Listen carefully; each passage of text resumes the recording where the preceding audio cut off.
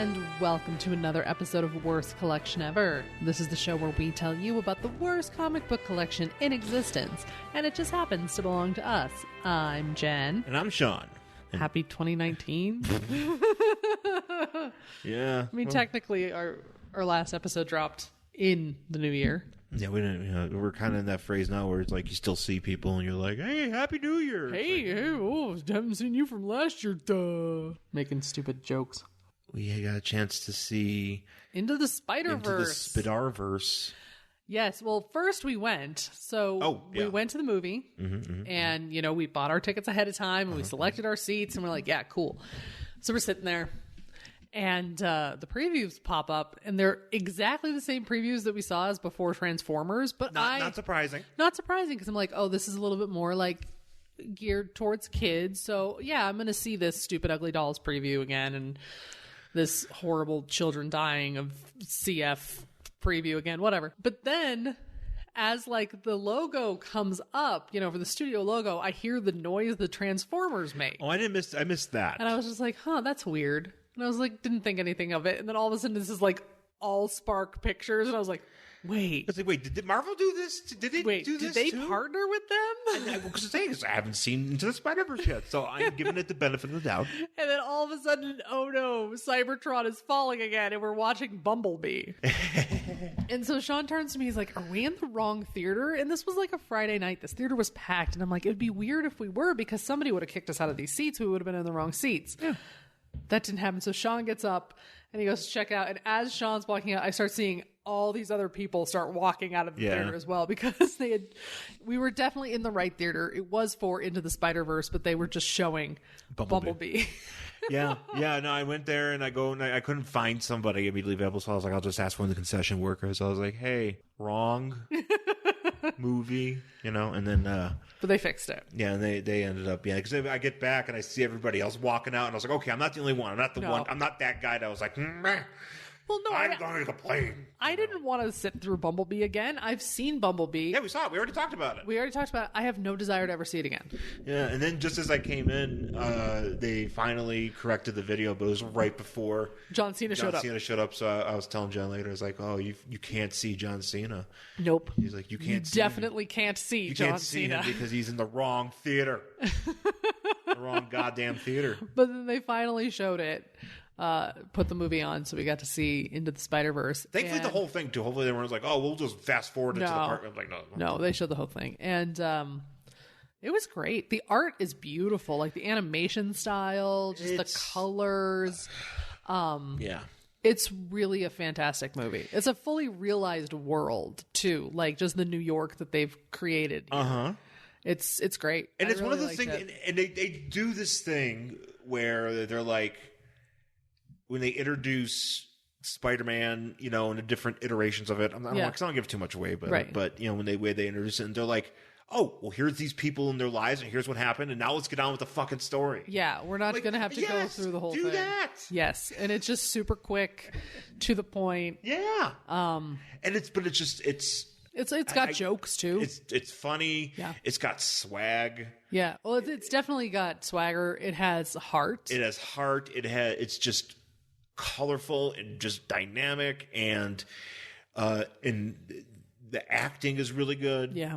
They got really good actors to be a part of this, and they have their surprises. It's stuff, because I went into admittedly, because we talked about this movie a bit before, seeing it, and I was just like, well, I'm not really a Spider-Man guy, right? But so I haven't really done much research to go out of my way to look this movie up, right. And find out all about it, or just get more information about it, because I wasn't fully expecting to see it in the theater. To be perfectly honest, I was kind of like, I'll just wait for this one to come out. But we were just kind of figuring, it's like, you know what, we should see it. Yeah. We should definitely go out of our way to see it. And I'm glad I did. Yeah. And it's awesome, and there's things that happen in it that I'm like, I kind of knew about, but then I didn't know about. And I'm just like, oh, okay, this is fun. It wasn't like a bunch of bullshit. I mean, it was stuff that like was integral to the story. Yeah. It was really good. It wasn't any of those, and this guy showed up just because people love him. Like, there's a reason for all of these characters. I'm going to say, because I don't know if this is that much of a spoiler, but I'm going to say I don't know some stuff to me, at least in my head, doesn't entirely check out with Miles's origin. Oh, I don't know. I've never read anything. I don't know much about Miles's Morales, origin in the comics, but also just in, I don't know, just something. I don't know. I was expecting something else, but I don't actually know how he became Spider-Man. I'm assuming, but because I've never read Ultimate Spider-Man, so I don't know. Also, the presence of Gwen. Yeah, like her. Like I'm not saying because like stuff about like with was it Spider-Gwen? Yes. And, all that shit, like all those characters that, because there's this thing in the Lego game. Yeah. Stuff kind of it kind of factors in the way, the time and the whatever, the worlds and the time periods or whatever, like all that stuff kind of factors into that game. So there's a lot of stuff that kind of was like I was familiar with, but at the same time I wasn't quite familiar with, and it didn't really. I wasn't sure. Maybe it would make more sense if I read more of the books. And I think that's the thing. I'm not a Spider-Man person, so I don't typically read the book. So I've never read Spider-Gwen. I've never read Miles Morales Spider-Man. Yeah. Not to say that I would. I mean, I'm definitely more interested in doing so now. Sure, but I like the idea of like this is how all these different Spider-Man people exist at the same time. Yeah. It's because they're these different but very similar worlds, and now they're getting all sucked together and blah, blah, blah. And I will say that premise behind how these worlds get sucked together and how these Spider-Men show up is plausible from a superhero standpoint. Sure. And I think it all kind of makes sense. Like it's at least that to me it makes sense. I mean, I know maybe to people that are much more forgiving, much more into Spider-Man might be like, oh, well, there was this and this and that, and whatever, but it made sense to me. And I was like, I'm on board. Yeah. So it's really good. Acting is great. There's Nick Cage is in it. Yeah, he is. I will say there's one part, and I don't know if you caught it, because it's kind of like everybody's getting their origins kind of told. And this is on the internet, and so I'm not spoiling anything, but Spider-Ham is in this movie. So apparently, I don't know if you caught it, Spider-Ham was a spider that got bit by a radioactive pig. I heard them mention that. Yeah. Which, something about that is so upsetting to me. Like, way more upsetting than a spider. I don't know why. It's just like, oh, God, it's terrifying. Wait, he was a spider? They got bit by No, he was a spider. But he got bit by a pig. Yeah. No. And then the pig... I don't know. He was bit by... He just says, I was bit by a radioactive pig. And I was like, wait, what? Because it's just a mention. There's no...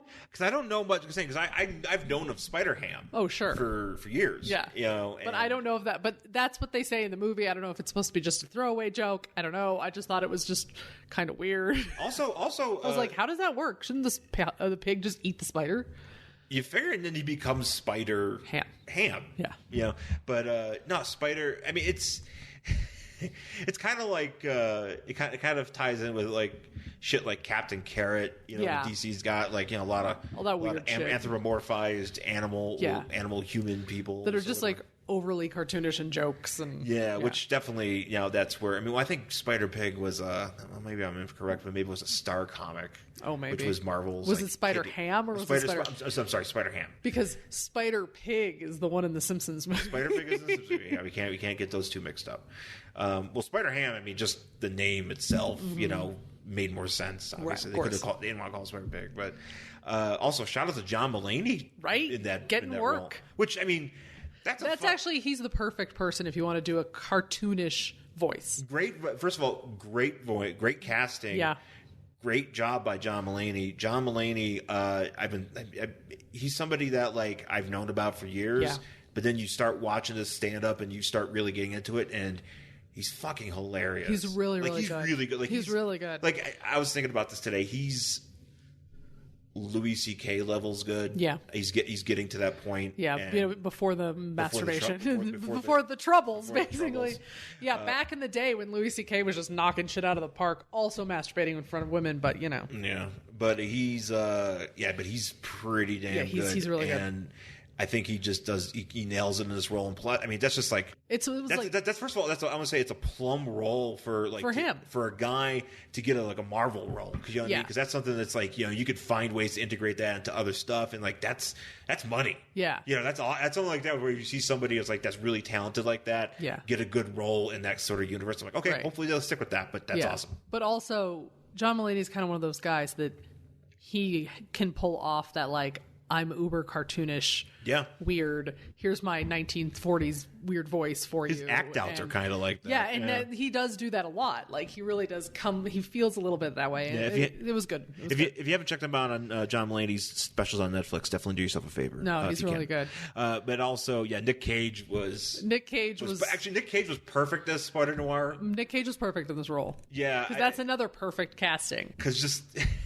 It's just he excels in this sort of shit because he was great in Kick-Ass. He was great in Kick-Ass, and he also did good as Superman in the Teen Titans movie. Yes, he's really funny in that movie. Yeah, like he excels at this kind of like offbeat weirdo role because that's who Nick Cage is. He was very good. Yeah, I just there were some really good jokes and his delivery was good and there's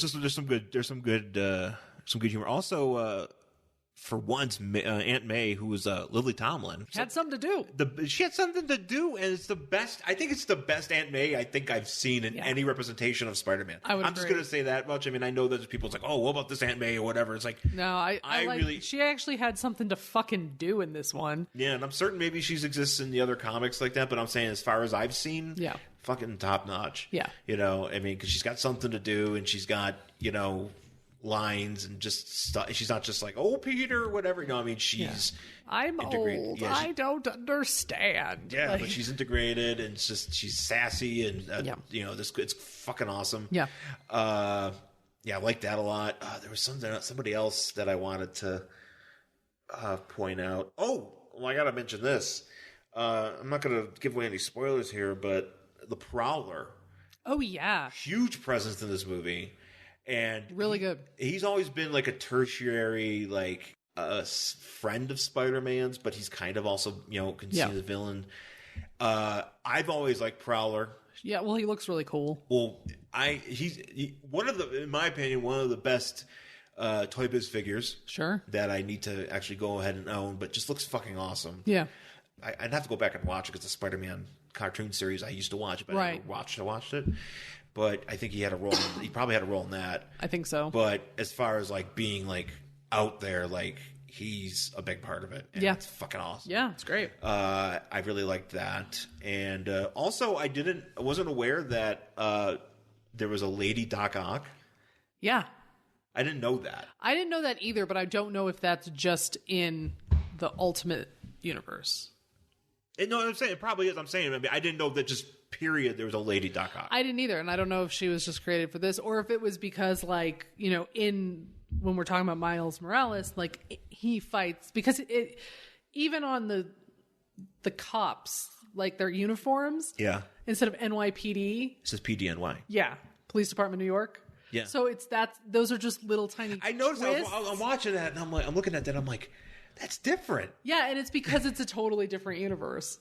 So, but they're so similar, but there's little things that are different. So that's why I'm wondering if like Doc Ock in this universe is a lady, where in like regular Spider-Man universe it's a dude. Yeah, which is fine. Also, I'm surprised that Jenny Slate doesn't voice this because the representation of I could see that of her. If they were doing a live action, it would have to be Jenny Slate. Yeah, I could see it. I mean, I think it was Catherine Hahn that did it, which was fine. Yeah, but I'm looking at her, and I'm like, how is this not Jenny Slate? Maybe they didn't want her saying symbiote. They were like, you were already in a Marvel movie. Oh, and last thing. Sad, divorced, fat Spider-Man. Oh my God, my favorite Spider-Man ever. I loved it so much. Peter B. Parker, I fucking love that Spider-Man so much. I also there was this one great, I don't know, there were just so many good jokes. Yeah. In there, and there's this one part where like, something bad goes down and like people just walk around them and they're like, thanks, New York. Yeah. And it was just so perfect. I don't know. It was just so great. It's a good, definitely check it out. It's good for kids too, I think. I don't think it's great for kids. Very, I think it's PG. I think it is PG. So I mean, I wouldn't bring like a 2-year-old to it. Well, no, I'm saying it's good to bring, But do you have a 6-year-old? They'd probably like it. Yeah, your young kids, it's like, because if I was that age, that'd be so fucking great. I'd be like losing my damn mind. Yeah. I'd be like, oh my God, this is the greatest thing I've ever seen. Because it's one of it's one of those things. Now here's the thing though. We live in an age though where kids can see this shit and they're just getting their minds blown. We didn't have movies like that. All I had was Ernest Goes to Camp and Rock Lords. But didn't you have like Labyrinth and Legend and The Dark Crystal? I didn't watch Krull. those. Like I watched all that shit. Definitely, Krull was in there. Krull didn't come around until I was like 11. Oh, okay. But like, because the way that the movies were in the Merrick house, it was a lot of like dads renting a movie. There might be tits in it. Yeah. Yeah. Yeah. Ernest Goes to Camp, tit free. Yeah, see, we never did the Ernest Goes to Camp. But I did see that in the theater. Yeah, so we never did that. On my birthday in 1987, that was a big moment for me. No, we watched, it was... tit free. We never did the Ernest Goes to Camp, but we would do Legend and Labyrinth, the Chipmunk movie, Flight of the Navigator. I think I saw Flight of the Never Ending Story. I saw American Tail. American Tail was a big one. Of course, all those Disney movies. When I would feel bad when I would do something bad, I always would bring up a lot of emotions for me when I was a kid. Yeah.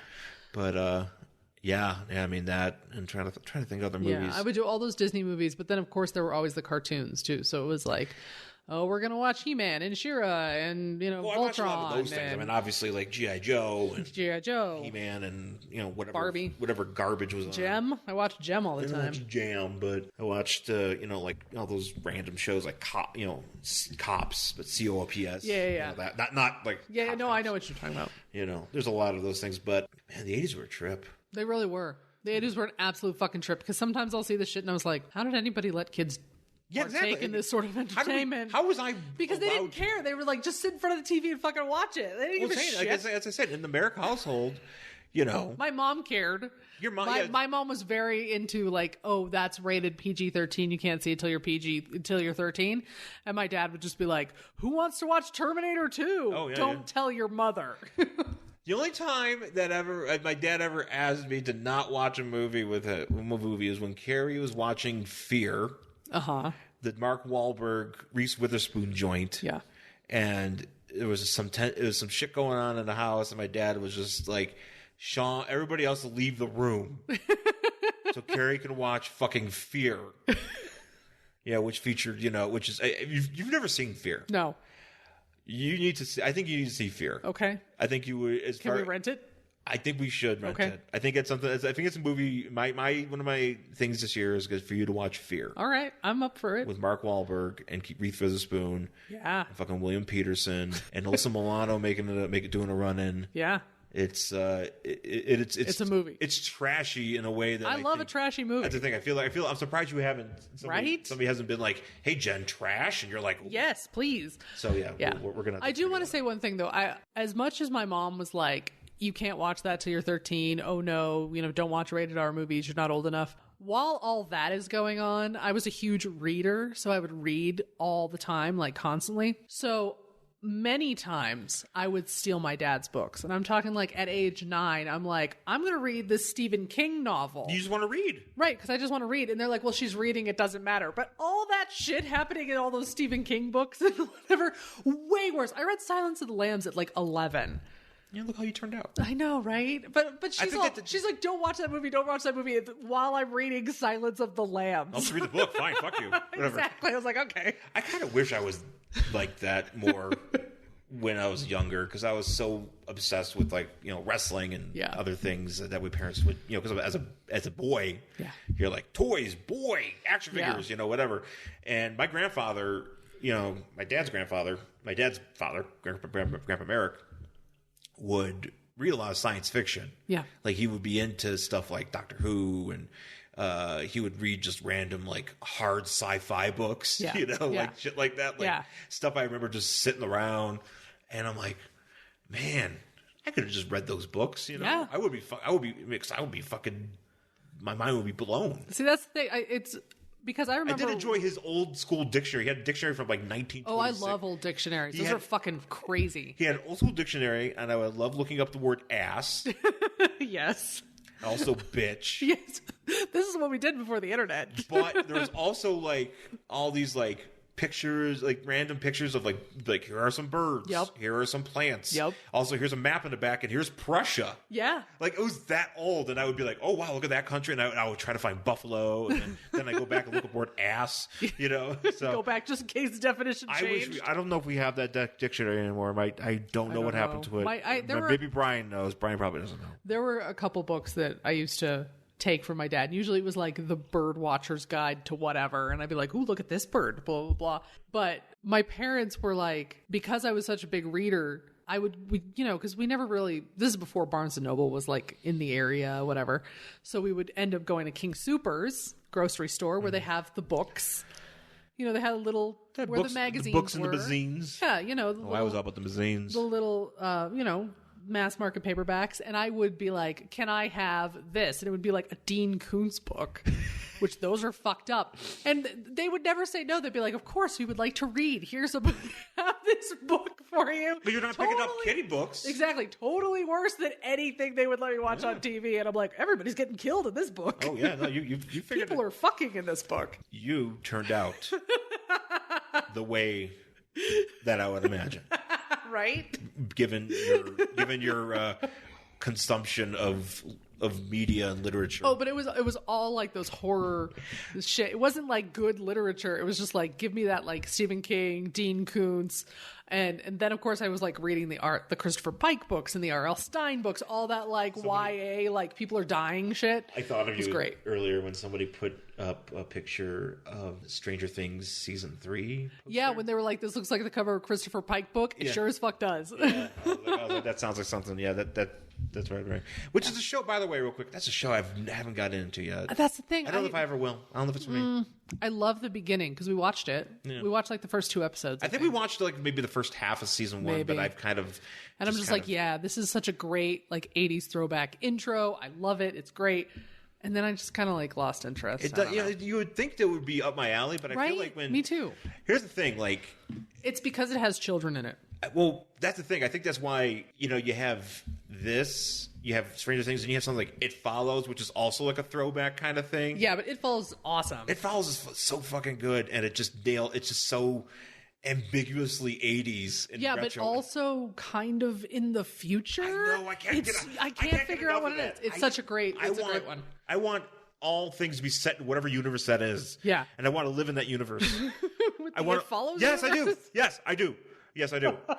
And I know we'll be safe because if you're there with me, we don't have to worry about that. Oh, yeah, so we'll just fuck each other and it'll be fine. Yeah, we won't have like, fucking... It won't follow us? Nobody will be following us, but I'll be living in like a weird 80s timeline with fucking... Like that book thing? With weird e-readers. Yeah, it was so weird. Does email exist? I don't know. Does email exist in this world? Nobody tells me.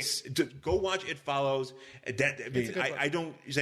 There's not shit that gets... I was worried about because something about like the premise kind of freaked me out. Yeah, I'm glad we watched it. That was great. I wish we saw it. It was beautiful because they would show it at New Beverly. Yeah. God damn, why didn't I see it there? I know because it's also beautiful. Like the movie itself is just beautiful. So good. The other movie we watched, Black Mirror Bandersnatch. Oh yeah, we should talk about that. Yeah. I didn't hate it, but I didn't love it. I'm just like, okay. It's one of those things where you're watching it. Okay, it's like watching that movie is kind of like playing Grand Theft Auto. Yeah, because you just want to do the normal stuff. Yes. And just see what happens. Yeah. And you're just like, but then sometimes you want to do the stupid shit. Yeah.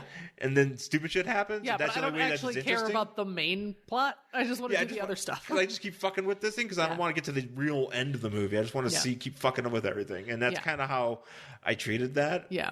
And they do give you some options, but as a Black Mirror thing, no happy endings. Oh, yeah. So you're just... everything's you shouldn't be terrible. Surprised. You shouldn't be like, you get to the end and it's like, oh, this ended well. No, it's not going to end well. It's kind of like I had a choose your own adventure. I only had like one because I wasn't a huge fan of it. So I had a choose your own adventure book. And for some reason, no matter what I did, my ending was I always got eaten by a giant spider. Did all your books have spiders in them? No, I just had the one choose your own adventure book. So no matter what choice I made, I always ended up back there. And I always ended up crawling into this little thing and getting eaten by a giant spider. No. So that kind of soured my joy of choose your own adventure. Because I'm like, how come I can't do anything else? I don't know. Whatever choices I made, spider.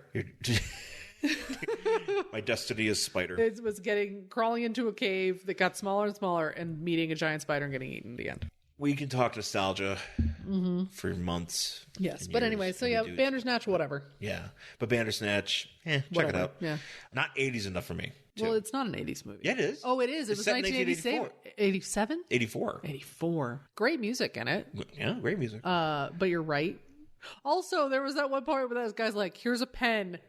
Take down all of these bands, and then you go to the record store to buy it, and it has Bauhaus, all this other shit, and I'm like, can I buy that? And it doesn't give me the option to buy no option to buy Bauhaus. Yeah, and I was like, no, but it was like Bauhaus, Susie and the Banshees. I was like, oh, I want one of those, but I didn't get an option.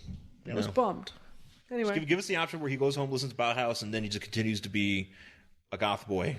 Yeah, and then that's the move, and then his game comes out, and he starts wearing a lot of black, and he gets middling reviews, and he makes another one, and then he has a career, but he listens to Bauhaus. Yeah, I also think that's how I do it, because it would say it's not exciting, but who gives a shit? There were also, I feel like, I realize you can't offer every option, but the very beginning, it's like, hey, do you want to hang out in this office or do you want to stay home? And those are the only two choices you get. And I'm like, I think we could have hang out in the office, but do something different. Yeah, that's the thing. Why did we have to go home? Why wasn't there an alternate path over there? Yeah, no, I feel like there was more other compromises that could have been made for these choices that just would have made more, in my mind, would have made more sense. Well, a lot more sense. Yeah, for logical people, but for the sake of a movie, you're like, oh, I'm going to do this. It's like, whatever. There is actually a really good dummy exploding scene in there. Which one? When off the roof, he falls. Oh! I thought you meant literally exploding, catching fire. You mean falling and yeah. There's a pretty splatter. Pretty good practical effects as far as I'm concerned. Splattering. I'm hoping it's a practical effect. I'm assuming. Very very Super Dave-esque. Which, by the way, R.I.P. Super Dave. Yeah. Yeah, R.I.P. People this week. Yeah, everybody died this week. It's a very kind of remember how 2016 started and all the David Bowie died and Alan Rickman died and a bunch of other interesting people died, and then this year Mean Gene died and Super Dave died and the Captain died. Yeah, from Captain to Neil. Yeah, interesting. It's interesting start to the year. So, but yeah, let's take our break and we'll come back and we'll talk about our book for this week. What is Council of Geeks?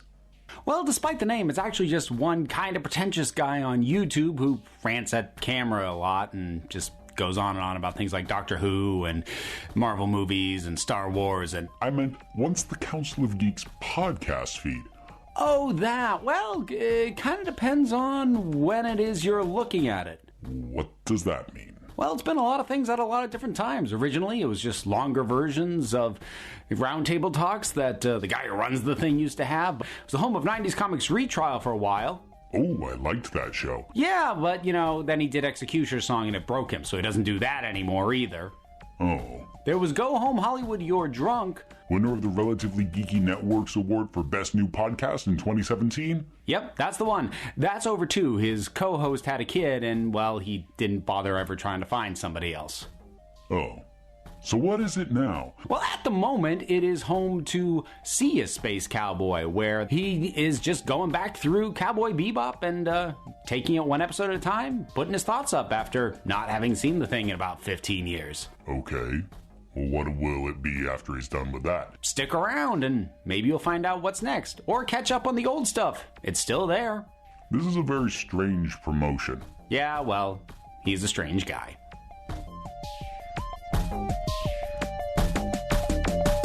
All right, we're back here on Worst Collection Ever with our book for this week. It is Batman, Volume 1.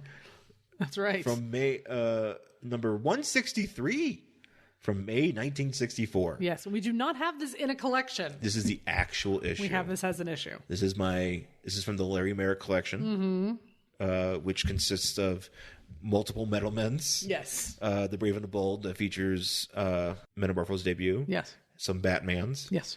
And a few other gems. Yes. Some Aquamans. But yeah, this is one where we were talking about. So earlier, what were we? We were watching a What Culture video. Yeah, and we were watching when Batman killed or something? No, it was something about the Joker. Oh, that's right. It was like the things you don't know about the Joker, and they Things everybody gets wrong about the Joker. Yeah, and they showed this cover where it was Batman in handcuffs standing in front of in a courtroom, standing in front of the bench, and the Joker is the judge, and there's a bunch of Jokers in the jury. And Sean says to me, "Oh, we have that issue." I go, "No, we don't." And he's like, "Yes, we do." I'm like, "No, I would remember, blah, blah, blah, blah." Yeah, we do have that issue. We physically have this issue because this. So that's why we ended up reading it, because I was like, "No." And I don't have it in a top loader, which what the hell? I know. Well, that's why I was surprised when you told me. I was like, "If it's your dad's, wouldn't you have a top loader?" Well, here's the thing. There's a bunch of those that aren't top loaded, which I feel I should get them top loaded. Yeah. Just for the sake, because they're older and I want to keep, these are part of my dad's collection and these are ones I'll probably, I've got an idea of what they might cost. Yeah, but not only that, you probably just want to hang on to them and stuff. So. Well, I just am. They're going to be, they're part of the collection. So yeah, but I need to get this thing here. I mean, it's not in the best condition, but it's a good one. Yeah. And I saw it and I was like, you need a DC book this week. Why not talk about this classic issue? Actually, can I just interject one thing real quick about the Spider-Verse that I just thought of? So at the very beginning of the Spider-Verse, you're getting the basic studio, credits. And then all of a sudden, you have one screen that just has the stamp that says approved by the Comics Code Authority. Yeah. This one. Yeah. And I'm like, wait, what? And then it was gone. But I don't know why it was there, because I don't think that even exists anymore. So what? I don't... That was weird. I don't know if it was just because it was old. I think they were just doing it for the hell of it. Yeah. There was, by the way, a Stan Lee cameo in the Spider-Verse, and I did tear up. Oh, did you? Yes, I did. I was like, oh, Stan Lee's dead now. I didn't know. So I knew there was a tribute to him. Yeah. Well, that wasn't the tribute. It was just but he's. I didn't realize he was actually in it, and it was actually pretty great. It was probably one of the better Stan Lee cameos I've seen, and I'm hoping that I think that's got to be the last one, unless if they've already filmed one for him for Avengers or Captain Marvel. Oh, maybe for Captain Marvel. They might have squeezed that in. Yeah, but maybe he's like, it's a flashback to him fading away. I don't know. God, I don't know. I don't know. And he's like, goodbye forever. I would hope that they would cut it, because I feel like the one they did in Spider-Verse was so good. Actually, I think I'm like, let that be the last one. Please let that be the last one, because technically, I thought the Venom one was the last one. No, this one. But this one would have been the last one. And if we're gonna go out on that one, let's go out on that one. Yeah. Don't gimmick me something that something silly in the Captain Marvel, whatever. Which looking forward to very much. I can't wait to see it. Yeah. That's going to be fucking rad. Super excited. So but Batman number 163 from May 1964 on the cover, as we mentioned, is the Batman in handcuffs, and the jury and the guard and the judge are all Joker, and Robin's back there in handcuffs, and Batman's like, a Joker judge and a Joker jury, and Joker's like, yes, Batman, I'm giving you a fair trial, ha ha ha. Yeah. And at the top it says Batgirl, Batwoman 2. Yeah, extra, right? So keep that in mind, extra, right? Right. Open up the first page. Don't worry. Nope, we're getting right to it. Batgirl, this is another Batwoman one of those. 2. The cover is for the backup story. Yeah, interesting. Which I always find it so odd when they do, but I guess it happened a lot, because we have a couple of these. Yeah. So, and there's some incongruencies here, which people love to point out if you ever read the letters pages in these. Yes. They're like, so-and-so's hands are not the same color on page 4 as they are on page 17 or whatever. And they're just like, that's just how it is. Instead of just being like coloring error. Sorry. Yeah. He's like, no, there's a reason for it. Here's a reason. Fuck off. So we have Batgirl, Batwoman 2, and we have a gangster dude wearing a fedora flying a hand. Yep, that's a hand. A metal hand. It's a red hand, It's a red metal hand, and it is grabbed Batman by the cape, and he's off the ground, and Batwoman comes in her bat cycle, but she's blonde, and Batman is thinking, oh, that's my wife's niece, Betty. Yeah, that blonde hair. It's my wife's niece, Betty. And you're like, wait a second. Since when is Batman married? Apparently, according to Sean, this takes place on Earth 40. So basically what Earth 40 is, as far as Batman's concerned, are these all those future stories Alfred tells? Alfred writes a bunch of fanfic. Yeah, he does. This is an Alfred fan fiction. This is literally Alfred fanfic. Yep. And he is writing the story, and it takes place in Earth 40. And there's a few because apparently, and I didn't know this, and I kind of want it, but it's fucking huge. So there's a revised packaging of the Crisis on Infinite Earths, book. Yeah. And so I have just Crisis on Infinite Earths, but they have a compendium that has like all this other shit, like tie-ins and like also like represent discussions about these other Earths that existed. Okay. And that's where you learn about Earth 40. Where all Alfred's fanfic. We're also there's also like Superman on Earth 40 who's like he's Superman, but he also was Superboy, but he didn't live in Smallville, and it's just bullshit. Yeah. So, but that's where this takes place, and so we learned about we learn about how what's going on here. So we see here at the beginning like fingers on a typewriter, and it's like, I, Alfred, am writing a story about what could happen after Batman retires and he gets older. So this is what Jeremy Irons' Alfred writes when he's like, "Geez, Master Wayne, when you gonna fuck? When you gonna marry? You gonna fucking like marry and do shit?" Oh, I'm gonna write a story about it because I just so want you to get married. He's basically like all mothers, like back in like the Regency era, where they're like, "I need to marry off my daughter." In this story, Batman has married Batwoman, who's Katie Kane. Isn't she also his cousin? Or is that another Earth? I thought they were cousins. I mean, it's not illegal, but it's weird. You know what? I don't know. I thought they were cousins, but they might not be. They might be in the future. Maybe in the future. But anyway, for this story, they might be cousins. I'm going to take... they're rich, so it's not unheard of for rich people to marry their cousins. It's Earth 40, baby. I mean, deal with it. Look at Europe and all the fucking royal households. They were all fucking related. Europe? They were their own... Like, apparently it is so confusing to try to figure out those family trees from back there because people ended up being their own grandparents. Like, I don't even know how that happened. Anyway, Batman, Batwoman, get married, have a strange child, and they're like, you know what? We're old. They have a redhead child because apparently it's like fucking... It's the 60s. Yeah. And they're like, literally a redheaded child. And they're like, hey, Dick, I give up being Batman because I'm an old man now. And he's not old. I mean, this he's got to be like 40. Yeah.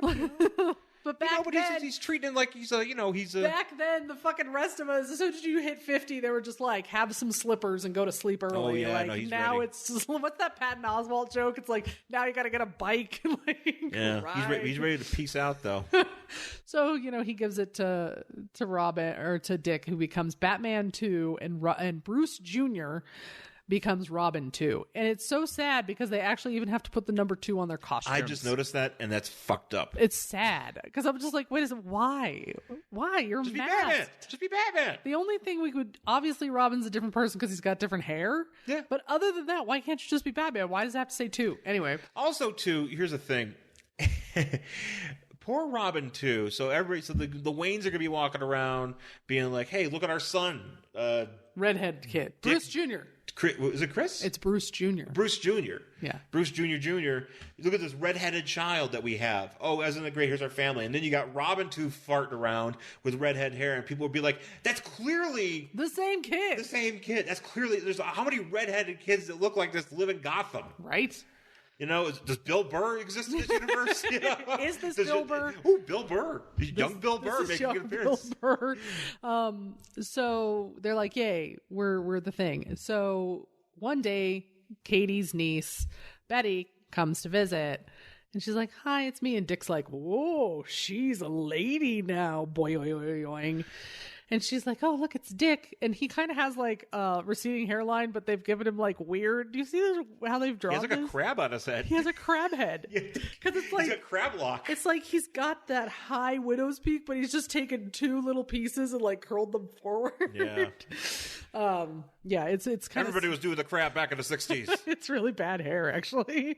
Look at my friend here. He's got a narwhal hair. Yeah. And they're like, hey. And she's like, hey. And they're like, wow, he's cute. And she's like, wow, he's cute. And he's like, well, don't worry.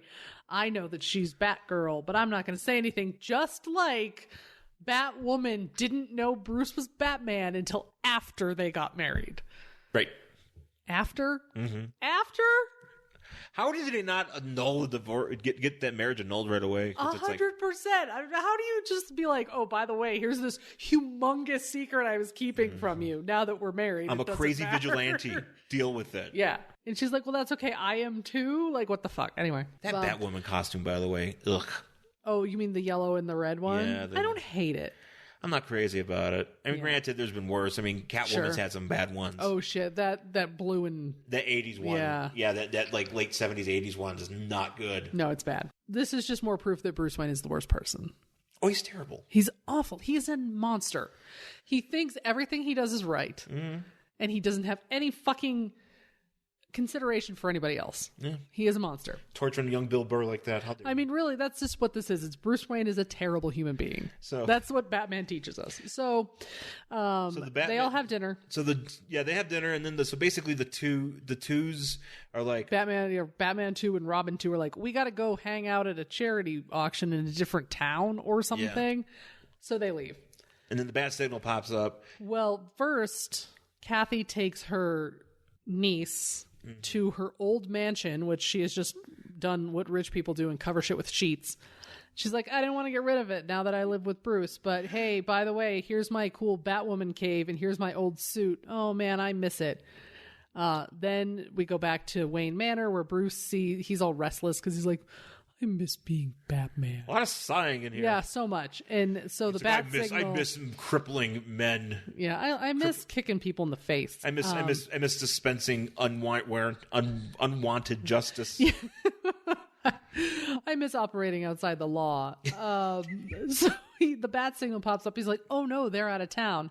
I'll go check this out." Hey, yeah, he's like the guy going to a high school party. Yeah, he's like, "Hey, I'm here. I saw there was a party. I figured I'd stop by." Yeah, I realized I graduated 6 years ago, but I'm back. My you guys want beer? My brother's going to be here later, but I figured I'd stop by first and bring some stuff. And bring some beer. Some beer. I know you guys need it, and I was kind of, I figured maybe some people I might know might be here. Yeah, I just want to say hey. I didn't really, I know. Let's relive my glory days. I'll stick around if you want me to. I'll stick around. I'll bring some, I got some Rolling Rocks. I know. Natty Ice. Do you guys want me to get some? You guys want to get more fire? Yeah. You guys want some firewood? I can go get some. I could go. I can go. Yeah. I'll go. Yeah. You want me to go? Are there any 14-year-olds here? And you're like, oh no, you're a creep. Who's your sister? So that's your sister? Creep. Yeah. So he flies up to see Commissioner Gordon, and Commissioner Gordon is not seeing the number 2. Is like, hey, where's the other guys? Where's the B team? Yeah, where's the guy? Where's the jobbers? Yeah, and they're like, they're out. What can I do? And he's like, this is my favorite part where he's like, oh, this one guy's going to meet these other mobsters to sell them some machines for crime. For crime. So Milo the Underworld Inventor. Actually, that's I like that. I like Milo the Underworld Inventor. Yeah, Underworld Inventor is a great. It's a great title. Great title. Yeah. And he's like, look, he's out of prison and he's already gonna do some evil shit and meet some dudes. Somehow we just knew this and we didn't keep him in prison. But not only that, we know this is gonna happen. Yeah. And instead of us going there, we're gonna send Batman. We're gonna send Batman instead of doing our jobs as the police. We're gonna send you. And so he's like, well, look, there's this guy named Hippo Barnes. Well, no, hold on, you have to read the rest where it says, he's out of prison and planning to sell gangland bosses some sensational machines for crime. Ooh. It literally says for crime. And then Batman's like, well, I know Hippo knows that guy, so I'm gonna go see what Hippo says. And I'm going to follow him to the hideout. I feel like sensational crime machines is something Trump would say. It's also a band name. Yes, that too. We are sensational crime machines. We're opening for fucking Phoenix TX or something. Sure. Yeah. The Mexicans, they have sensational crime machines. We don't know what they are, but we know they have them. That's why we want a steel slab barrier, because they can get through the concrete with their sensational crime machines. They can slide those machines. They can compress them into bite-sized morsels. sensational crime machines. Yep. I love it. Yep. So you're like, okay, so this hippo guy, Batman follows him. Batman follows him, and then he follows him to like a barn. Oh no, he's by train tracks. Yeah, he's by the train tracks, and he's like, and so he's watching this this Milo guy. And he's like, hey, I invented a flying hand. It is in no way aerodynamic. It in no way would fly. It should not fly. It's literally a robot hand with a fucking jet engine on the back of it. And he's sitting on the back of the hand. Oh, it's got a seat. Okay, so he's seated in the back of the hand. This literally what should happen is this front of this thing should just barrel into the ground and be like, I can't get it up because it's not meant to fly. Either that or he should turn it on and it should just fly wildly into a wall and explode. Yes. Like this thing should not work.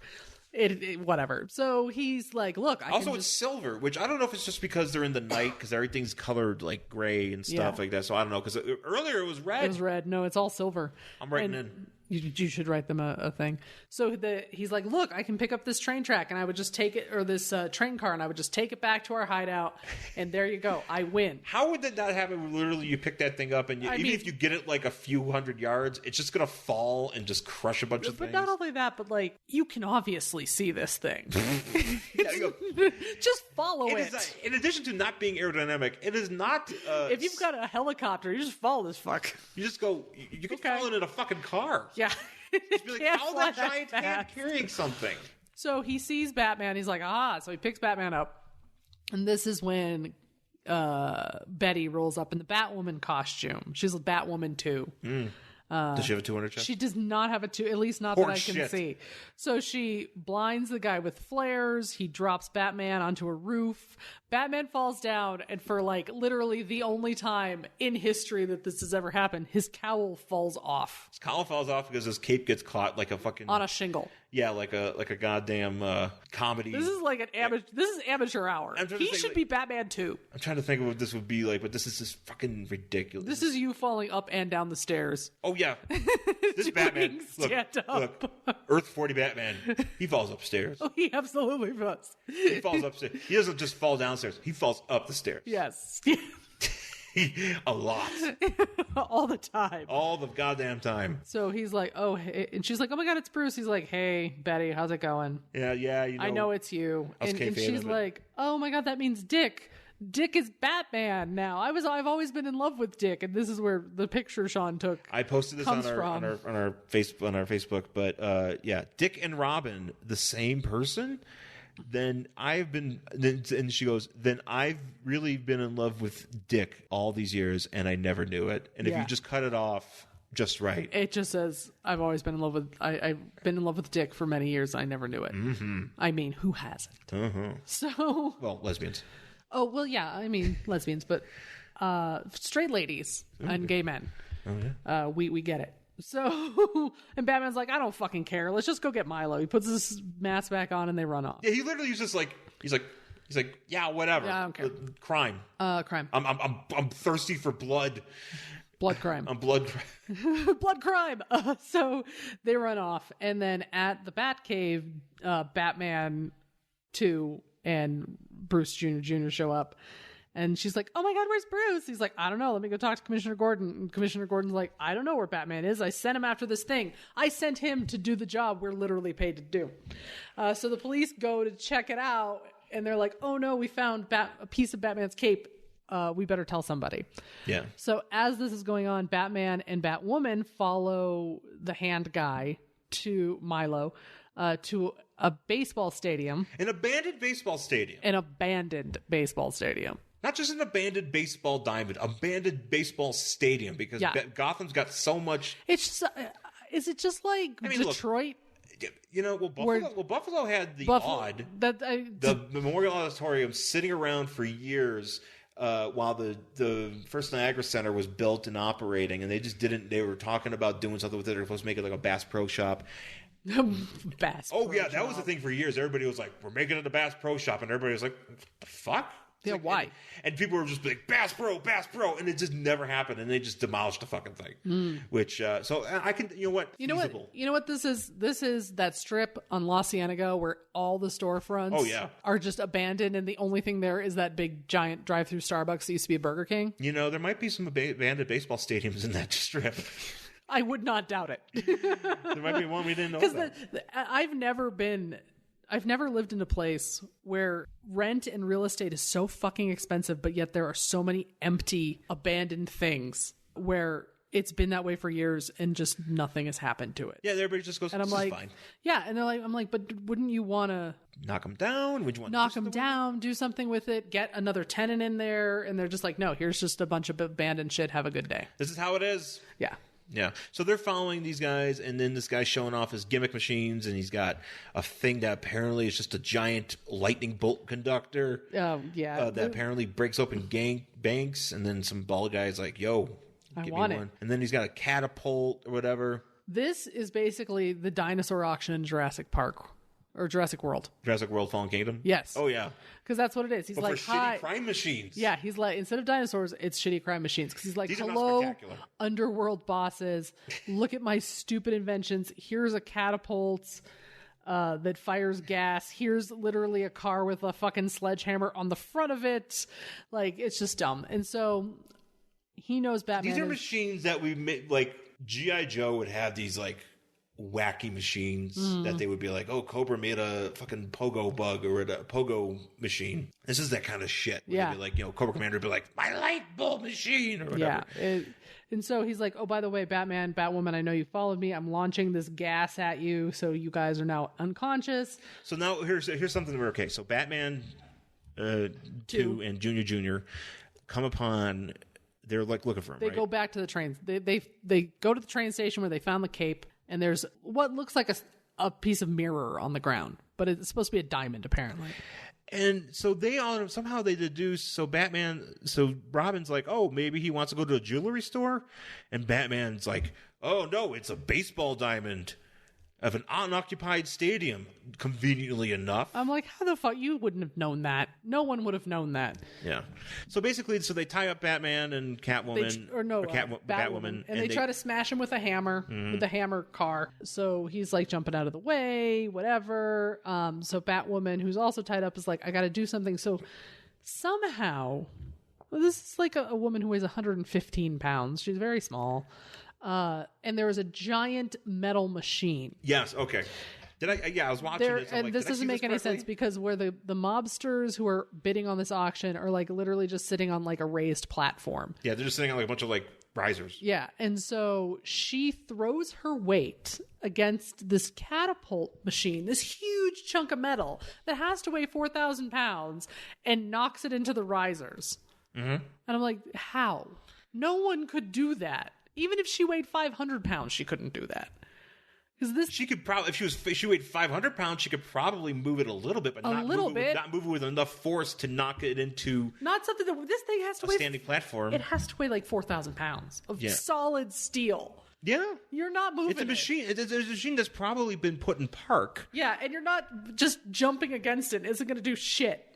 So because she would need like it might shake it a little. A running start. Like a big one. But even that, it would still shake it a little. It's not going to, That'd be like me trying to run into a car in a parking lot. Right, exactly. Like I might get it to shake a little, but I'm not going to get it to move out of its spot. So they're chasing him around, and then Batman finally gets a chance to punch this guy. Yeah. And then Catwoman, or I keep saying Batwoman shows up with they start shooting everybody. Uh-huh. The mobsters start shooting everybody, so Batwoman's like, all right. Because Batman 2 and Robin have shown up by now. Yeah. So now everybody's fighting. Batwoman takes the finger hand thing that shouldn't fly. The finger ship. And like flies it into them. And like, here's what's weird about this panel. Okay, so we're in the middle of the action. She's in this finger thing.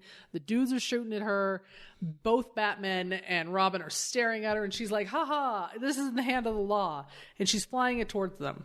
Yeah. And then you turn the page and it's just like later. That's it. Later. Oh, yeah, it just later. ends. There's no resolution of it. It's just like, yeah, they Did won. she fly that thing into those mobsters and kill them with the metal hand? I'm assuming they're dead. I kind of hope she grabbed them She with the metal crushed hand them. and crushed their skulls. They're all dead now. And there was just sinewy meat on the blood diamond. Ooh, blood diamond. There you go. So then we're back in the Batcave, and she's just taking Dick's mask off and kissing him and being like, it feels better when there's no masks between us, which is just, to me, an ad for barebacking. Oh, yeah. And so Alfred finishes like, and then there was barebacking. And then they fuck. And then we cut to Alfred. He's like, oh, man, can't wait for Dick to read this. And he's got like a Joker smile. Yeah, oh, he's happy. And he's like, Dick, he's like, oh, this is another one of my fanfics. Literally just turns to it's like, here's one of my fanfics I wrote, and it's got Batgirl in it. But they never, I kind of feel bad for Alfred because he puts all this work in, he writes all these stories, and no one ever reads them. It's like me writing my book. Look at my book, and no one reads it. Dick's like, I can imagine what you've already written. What you've written, Alfred. I can't imagine what you've written, Alfred, but you'll never tell me. Maybe you can never tell me. Maybe one day, maybe you'll read it to Batgirl. Maybe something basically like maybe Batgirl could read it. Maybe I don't want to read it. Fuck you. Maybe Batgirl will read your book. Yeah. All right, so before we move on to the next story, there is a quick advertisement here. Oh, man. You were pointing this out. Yes. So this is an advertisement for the Palisades Amusement Park in New Jersey. Yeah. And there is a little ticket that you can cut out. It says, admit 1 to Palisades Amusement Park, New Jersey. Good. Mondays and Fridays, except holidays until 6. Free admission. And free parking. Worth 80 cents. So you can go on a space rocket, and you can go on the Crazy Crystals ride, which I don't know what that is. Oh, man, that's where they give you crystal meth. Mm-hmm. You walk in and they go, take meth, and you go, okay, and then you go, I'm in Jersey. I'm in Jersey. Somebody help me. That's how Action Park got started. Yeah. Or whatever I think it was called. Which, by the way, we were talking about this earlier, greatest episode of the Dollop. Oh, absolutely. That Action Park one is Is so it good. Action Park or is it Action? This is something else. Because this is a movie called, like, Action Park. I don't remember. I can't see. I'm blanking on it. There was a movie that came out, which actually I wouldn't mind seeing. The Johnny Knoxville movie about which is based on that amusement park. Oh yeah, it's based on an amusement park. Which I'm blanking on it. I know it's something, but action something. Yeah. Okay. So Batman, the second story, is the Joker Jury. Mm-hmm. This is the one on the cover. This is the one on the cover. Basically, okay. And there's really not much to this story. We spent a lot of time talking about this first story, but this one's got some... It's called Action Park. Is it Action Park? Mm-hmm. Is the movie called Action Park? I don't remember, but definitely Action Park is a Dollop episode. Okay, see, I knew there was Action Park, but I thought the movie was called like something else. But maybe it isn't. I don't know. Maybe. I didn't know if they had like the rights to use that, because obviously there's a lot of stuff that goes on to there. Action Point? Action Point is the movie. Action Point is the movie. Action Park was the actual name of the park. The movie kind of came and went. It did. I kind of want to see it. We could rent it. Double feature: Action Point and Fear. Oh shit! what a pairing! Absolute trash. What a pairing! Imagine going to the drive-in with that shit going on. No. Okay, so Joker is like hiding from the police. He's trying to run from the police, and he's driving his car. And he drives into, he gets out of his car and he's like, okay, and you know what I'm going to do? I'm going to hop into this. So there's a fire truck in his way. Yeah. And he's like, goddamn municipal things. Whatever. And he gets out of the car and he goes to get another truck, which is like a public works truck. So what is he dumping here? I think it's bricks. At first I thought it was money and then I thought it was gold bricks, but I think it's just bricks. Okay. I think because he like jumps in this truck and like the police come after him and he dumps what I assume are bricks onto these cops. And then he's like, haha, this gives me a next idea for my new scheme or whatever. So his scheme is that he wants to use public works. Sure. To public works off. It doesn't really make a lot of sense what his scheme is. It doesn't make any sense, especially when we find it. Just like basically they reference public things that was like the health department, garbage department, whatever. And that's really all it is. He's just like, these are departments. He's like, well, a scheme. I'm gonna use them for my crooked means. And it's like, well, if you've read about some of those things, Cheektowaga has had some. Oh, there was a thing. There was a thing. There was a thing. So, But yeah, so basically he's sending Batman all these fucking letters, and he's like, haha, I'm going to use the garbage trucks. And Batman's like, oh shit, garbage trucks. Right? Which I do actually like. He sends this letter. And he draws his face on it. It's a nice drawing of his own face. It really is. He should draw comics. He does not put his hair on it, though. It's just his face. It's just his face, just a mask. But so he's like, oh, okay, well, let's... he's gonna do something with the highways and the fucking trash. Let's go figure it out. So they follow... A trash truck? A truck? I don't even know. Basically what happens is, there's a payroll truck. Oh, okay. Which is taking payroll, which appears to be like just randomly on like a desert road. Like they're not outside of a bank or anything. They're just stopped and they're loading in money. Yeah, in the middle of the desert. In the middle of the desert. And so Joker's like, haha, I got this fucking cement truck and it's the public works truck. Also a crane. And a crane. So I'm just going to I'm just going to drown these cops in some cement. Yeah. What does Batman ride in on here? In the Batmobile. Oh, but then he jumps onto the crane thing. Yeah, he jumps onto the crane. Okay, and then, all right, that makes sense. Because at first I thought he was just swinging in on like a stick. I was really confused. So Joker gets away in like a yellow car, and Batman and Robin are chasing after him. But oh my god, traffic jam. And there's a traffic jam, and then a bunch of trucks just stop in the middle of the thing, and they're like, fuck, trucks. Yeah. And then they're looking at these trucks, and they're like, oh. Wait, there's a weird... there's a medieval nail. Medieval nail stuck in this truck's wheel. Joker went to... Medieval times. Which is really up on authenticity because they even use medieval nails. They use medieval nails. That's where he got this from. And he somehow stuck a nail into this truck. Well, it picked up the tire, and he's like, wow, that's so weird. And he's like, where would he get it? He's like, I have an idea. So Medieval times. So Batman knows where it comes from. But before we do that, we get to the bullying PSA. Oh, names do hurt. Which is just like a little PSA about how you shouldn't bully people. Especially short people. So there's these two dipshits, and they're like, check it out. I assume this is Bruce Wayne Jr. It has to be because... Or young Bill Burr. Could be one of the two. It could be either one. We determined it's one of the two. Yeah. And they're like, haha, you're short. Fuck you. And then later they're in gym, and one of these bullies is like, I'm going to throw this ball at the short kid. And the short kid jumps out of the way and hits like a tall dude. It hits the gym teacher. Oh, is it the gym teacher? I think who can tell? They all look the same age. Well, he's doing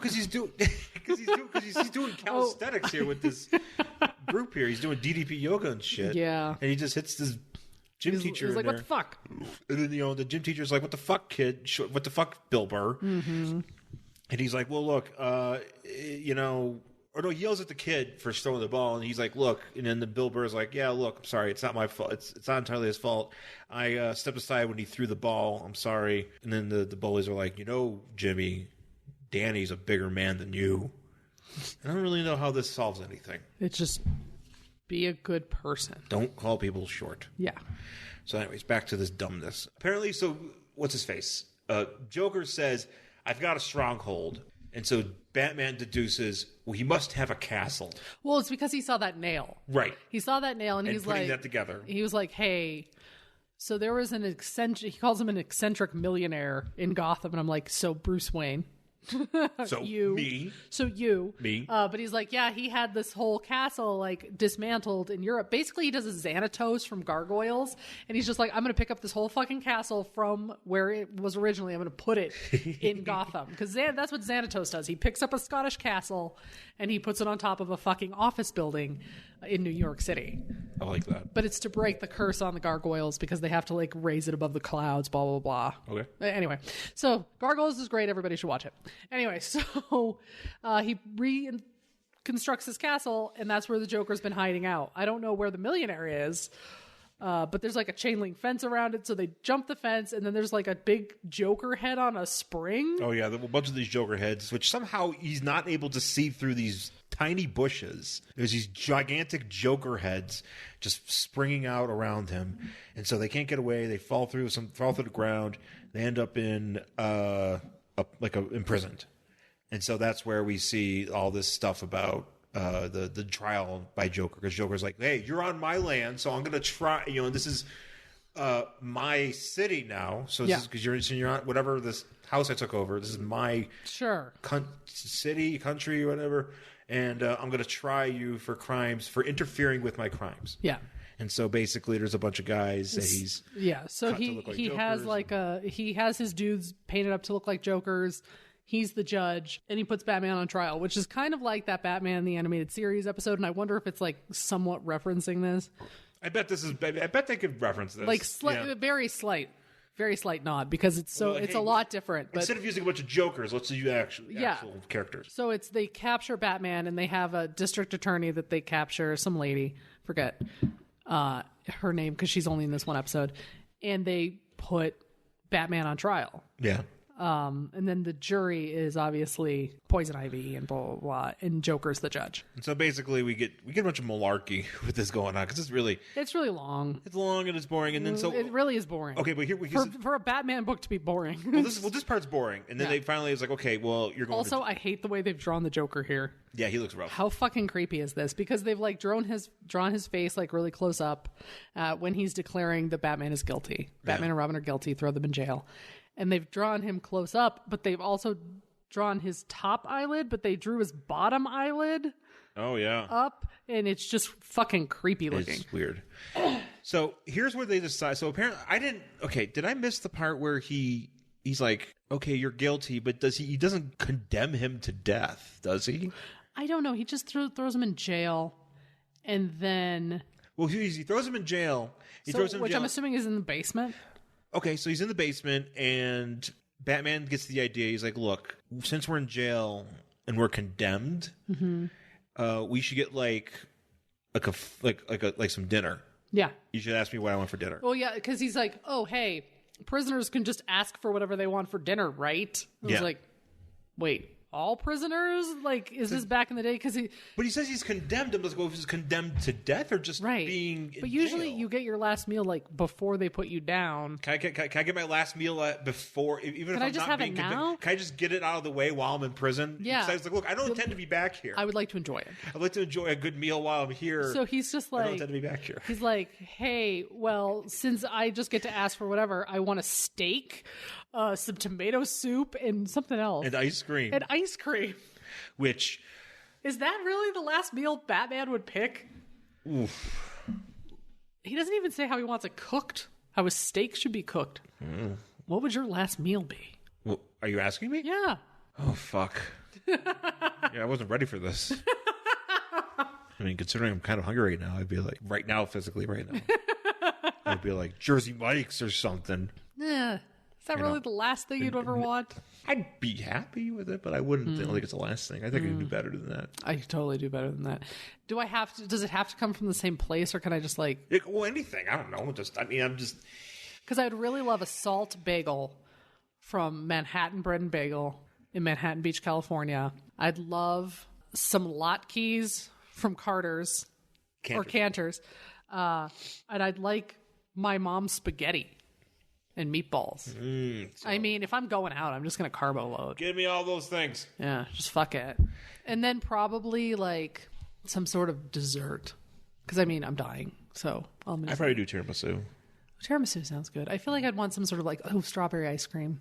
Because you know I love strawberry ice cream. This got really heavy. Why is this heavy? We're just talking about what we want to eat. I don't know. What if I would like to have all the carbs, please. But I can't make it. And movie theater popcorn. Okay. That's what I fucking want. I want movie theater popcorn. Yep. Fresh movie theater popcorn. Fresh movie theater popcorn. Don't give me the bottom. Nope. With butter. That's what I want. And a latte from Starbucks, please. And because I'm dying anyway, I'm just going to put all the food in my face. Explode. Yeah. Death by stomach rupture. So he's like, all right, give me this food. And the guard is like, yeah, sure. We have a kitchen. Sure, Batman. Whatever you want. Joker has a kitchen. Not only that, but like that in this decrepit house. Yeah. And the guard's like, yeah, no problem, Batman. So he goes to get it, and like Batman takes the tomato juice or tomato soup and he puts it all over Robin's face. A little pox. And he's like, oh, Robin's like, I feel terrible, but I've already had chicken pox and He's had measles before. And measles, well, this is the 60s. And this guard freaks the fuck out, starts screaming smallpox, and runs. Good call, guard, because that's fucking scary. Smallpox are horrible. So are measles. Yeah. He should have just showed back up with a flamethrower and just murdered them both. We must burn the infection. Also, I find it, because shouldn't that guard be vaccinated against smallpox? It's the 60s. People were vaccinated against it back then. I don't know. Maybe he wasn't. Maybe he grew up on the streets. Yeah. You know, he's only known crime. And then he got this job. He's only known crime and no diseases. That's crime and spectacular machines. Man, I'm telling you, listen to this podcast. It'll kill you if you really want to know about terrible things diseases can do to you. Vaccinate your fucking kids, people. He listened to that podcast. He did. Yeah. That's why he ran. That's why he ran. He was like, I listened to that podcast. He's like, I don't want to die that way. What a podcast. I listened to it. It's not as bad as diphtheria. Yeah. Yeah. If you really want to be upset, listen to the diphtheria podcast. I'm not listening to that show at all. No, I can't tell. I'm not even going to tell you what happens to you when you get diphtheria. I don't want. I'd be dead. That's okay. You're vaccinated against it. It's good. It's the D and the Tdap vaccine. DT? No, like when you have the Tdap vaccine, it's called Tdap or T. Dot maybe. Ooh, Tdap. But Toronto. The D is diphtheria. Okay. Yeah. Good. Well, instead of being murdered by flame, because that guy should have been like Joker. He's got smallpox. Robin has smallpox. We need to burn them alive right now, and Joker be like, "Yeah, sure, done. Yeah. I've got lots of fire things." He's like, I like murder. Just throw a bunch of Molotov cocktails. It's like we don't have a flamethrower. Just throw a bunch of fire in there, and then just and that'd be this would be the last issue of Batman, right? But he doesn't do that. Batman gets the key. And now this is why I'm like, what is happening? So now there's like a Batman party that's like an auction for charity or something. So there's a charity. So it's a Batman themed auction for charity. Yes. So because in Gotham, there's always parties. There's always parties, and there's a lot of even though it's a fucking nightmare city to live in, there's always something going on.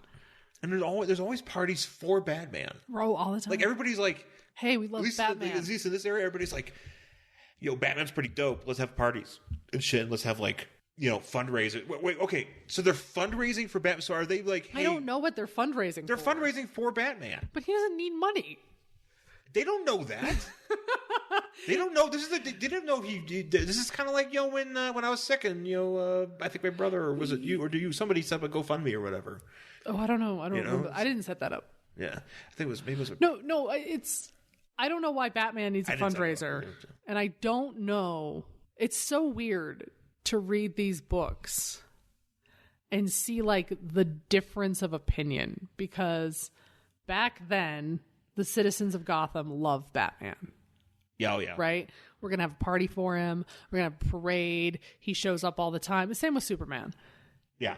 Modern books kind of take it a little bit more like, if you lived in a fucking city where Batman operated and all these fucking idiots were running around trying to kill him all the time, you wouldn't like Batman. Yeah, no, it's a lot like... this guy fucking is ruining, like, I can't live here. My insurance rates are up the fucking roof, but I'm going to get murdered by Joker because he wants to, like, kill Batman or whatever. What was I reading where it was somebody...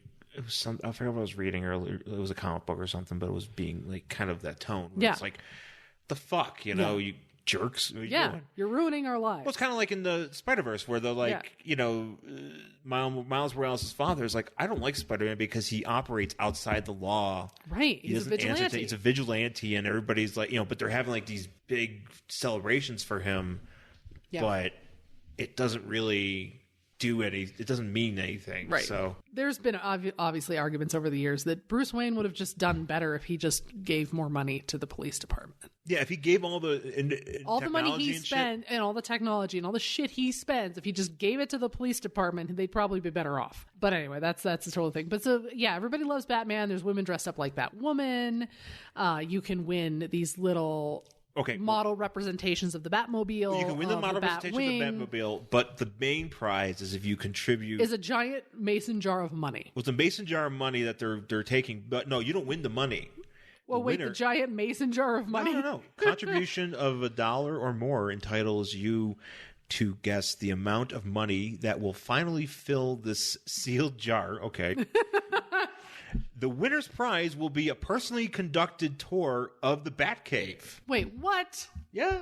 So So is he just gonna like blindfold somebody and drive them to his fucking Batcave? And he does take the blindfold. Just kind of walks around. He's like, "Yeah, this is where I keep my costumes. That's my big penny. That's my big penny. That's my computers. Goodbye." Because it doesn't say how long it has to be. It also doesn't say how long it has to be. It also, there's no screening for it either, because like you could be like a criminal and win this thing. You could be an asshole. Well, I mean, you could be a criminal being like, I'm going to take Batman down, and fine, here and now you're in the Batcave. Well, it's random drawing, though. I know it's random drawing, but you could rig it. That's true. Right? Like, Joker would have been better off rigging this drawing so he could go to the Batcave.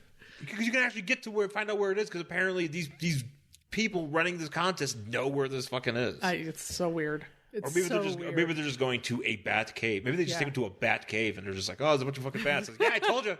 Psych. And there's also like a paper mache Batman and Robin. Yeah. So anyway, they're standing there. All of a sudden, the health department busts in going, oh my God, there's an infectious disease here. Everybody needs to be like moved to another room. What's his face has smallpox?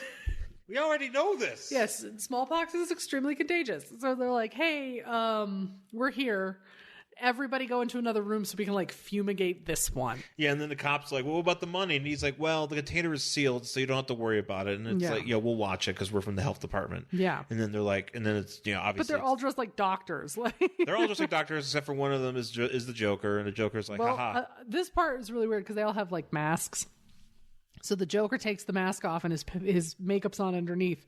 But he's holding this mask in such a way over this paper mache Robin. Looks like Robin's nude. It looks like Robin is naked. And I was like, what is happening? And they're like, oh, wait, no. Yeah. Because it literally looks like Robin is just completely naked. So, yeah. So it's him. But then Batman busts in. He's like, it's me, Batman. And he's like, how'd you survive? And he's like, whatever. And so now they fight. Joker has a bunch of like those lights that doctors would put on their heads, or those reflector things so they could see shit or whatever. Mm-hmm. And so they blind Batman, but Batman's like, well, I'm going to stop, put an end to this, because I know that these replica machines that are up for prizes are powered by a single switch on this wall, and I'm going to turn on this switch, and then these machines, these replica bat wings and Batmobiles and shit are going to like they're going to attack. Are going to.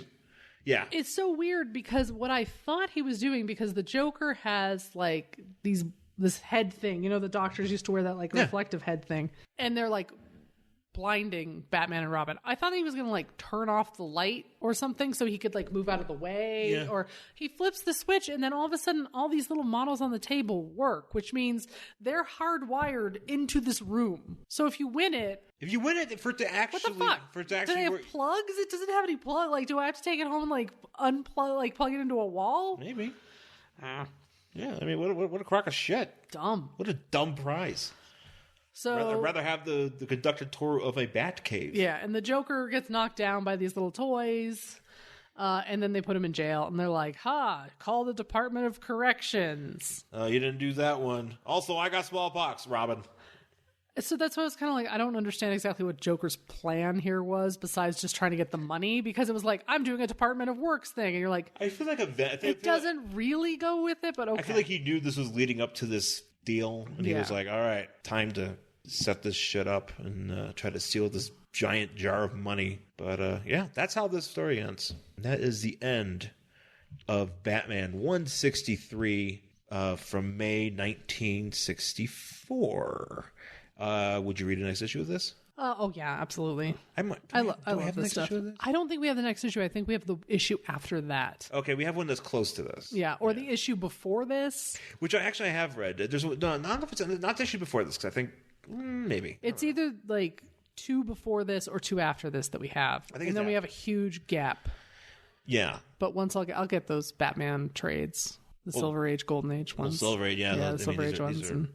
Badass. So. Yeah, I love this shit. Me too. It's so dumb. It's been a while since we've read a stupid Batman story. Yeah. We really reread a lot of dumb Batman stories. We really do. And I feel like those are always useful. Yeah. We should read like a grim and gritty Batman story and see if it's any good. Like from the 90s? Well, there was that one they were talking about on What Culture about Batman killing, and apparently he killed some guy. He had some thing going on with the sanitation department kind of time. Remember, it was like he was like, oh, he killed him with a garbage truck. Oh yeah, because we were watching that What Culture video about like Batman who kills. Yeah. I personally, that was the 90s. Yeah.